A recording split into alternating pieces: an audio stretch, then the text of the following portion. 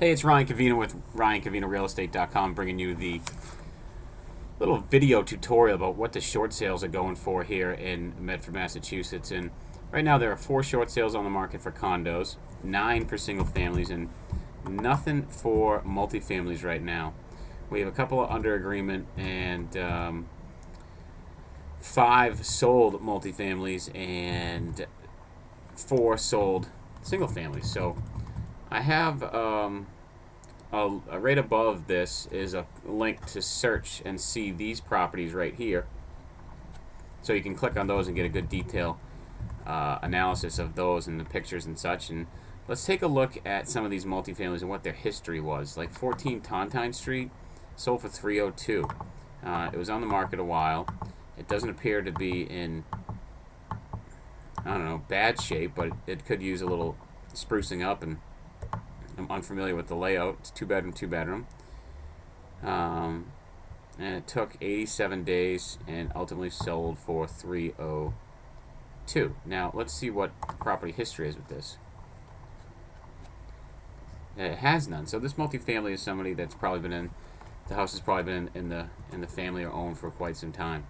36 Bowen, 300,000, 2 family. It's got termite damage, 2 bedroom, 2 bedroom, and let's see if this one has some property history. It was purchased in 2005 for $491,000. So ultimately, these people took a hit in 5 years of $191,000. It's amazing. Let's take a look at Thomas Street, 63 Thomas Street, which is a great area. Thomas is right off Main by the police station. This property was purchased for $600,000, 605 in 2005, and it sold for $300,000 less. So we're talking about an inflated price point back in 2005, big time. It's just that the people could get the money so easily, and I don't know how they were qualifying them, but $600,000 on a house that you're getting $1,200 a unit for, it doesn't make sense. You're still bringing half that. If it's $2,400, you still need to bring another $2,400 to cover. So I don't know what they were thinking, but we're here. We're here now, so let's just figure out how to move forward and see if we can get some of these deals. 382, property history, 19 Pleasant Street, sold for 380 in 2001. So this house is telling us that if you bought in 2001, you might have been all right. And then we got 525 Main, sold for 400,000, and sold in 2006 for 535. So they bought right at the tail end. And the people who sold it ultimately for 535 tried to sell it for 644. Oh my goodness! Back in 2005. Some of these single families, we got 504 Winthrop Street, which is a nice location. This house hasn't damaged though. It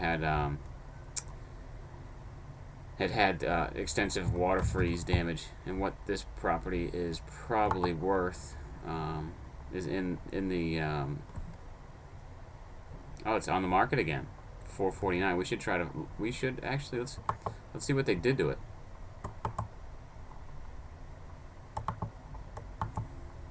New cabinets, new kitchen, hardwood floors. This is a nice house. Nice finished basement.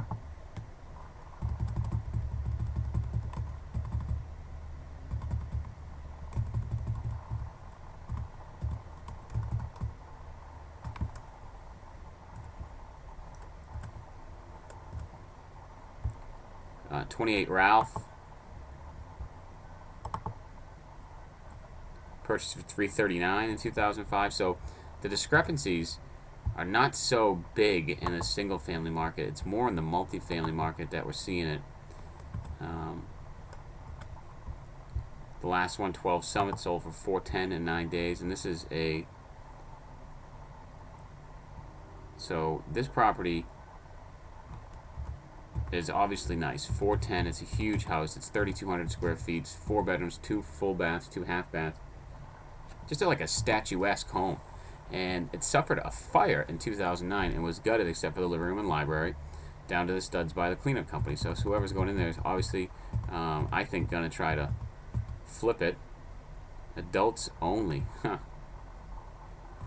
Sold for $410. Let's check out the property history. This must have been sold in 2005 for $659, and that's probably where it's going to go back to, because it's just a statuesque house that's in great condition, and it's huge, and that's where it probably should be. And the people going in there are probably going to give it a new kitchen, and update some of the fixtures. It doesn't look like it looks like Macaulay Culkin's house from Home Alone a little bit, except that was brick.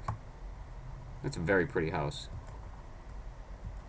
So you can see that some of these short sales, you're getting them at like a substantial discount from what people paid for them way back when in 04 and 05 and even 06.